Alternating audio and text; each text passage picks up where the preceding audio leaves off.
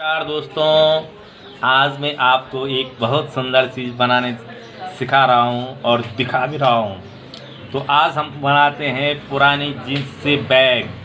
तो हमने सबसे पहले एक जीन्स ली, ये पूरी जीन्स पुरानी जीन्स है, ये बच्चों ने पहनी नहीं। इस जीन्स से हम जो आज एक बैग बनाएंगे। तो बैग बनाने के लिए हमने क्या किया, इसको जो हम इसको खोल रहे हैं, जो पकड़े बाबा,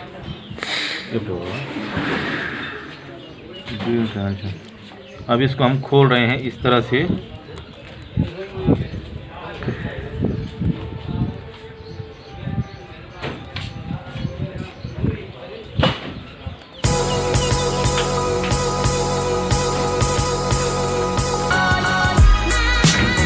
पूरी जींस हमने यहाँ नीचे तक खोलनी है इसी तरह से।